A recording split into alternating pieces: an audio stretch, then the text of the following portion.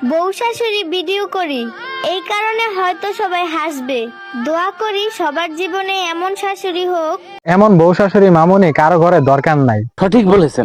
তো গাইস, সবাই কেমন আছেন? আশা করি সবাই ভালো আছেন। আজকের ভিডিওর টাইটেল এবং থাম্বনেল দেখে অবশ্যই বুঝে গেছেন আজকের ভিডিওতে কাকে নিয়ে রোস্ট করতেছি। লাফি দিয়া নেটওয়ার্কের বাইরে হালাই দিব। টিকটকারদেরকে বউ ব্যবসায়ী বললে তারা লজ্জা পায়, তাদেরকে বলতে হইব ওয়াইফ বিজনেসম্যান। আমি বলুম না, আমার শোরুম করে। তো যাই হোক, কথা বাদ দিয়ে আজকের ভিডিও শুরু করা যাক।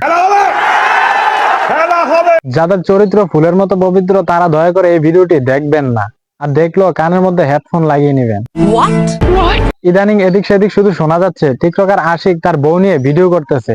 তেমন কিছু না, এগুলো হচ্ছে আপনাদের ভালোবাসার প্রতিদান।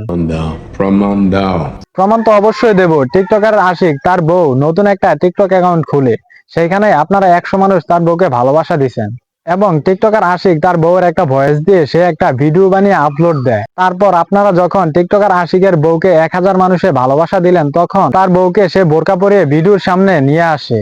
তারপরে আপনারা যখন 10,000 মানুষ ভালোবাসা দিলেন, তখন সে একটি মাস্ক পরে আপনাদের সামনে ভিডিও উপহার দিলেন।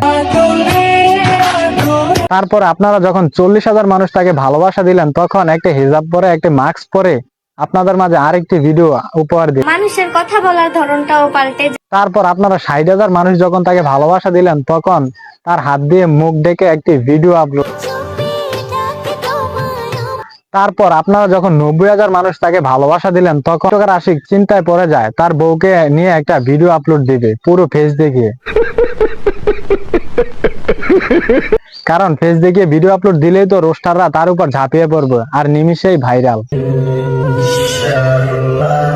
তারপরে পুরো ফেস দেখিয়ে একটি ভিডিও আপলোড দিল, আর পোলাপান তো জাউরা কম না, ভিডিওটাকে স্লো মোশন করে একটা স্ক্রিনশট নিয়ে আপলোড দিল। তো গাইস, আপনাদের কাছে একটাই রিকোয়েস্ট, বলো বাবা, চুপ করে আছো কেন?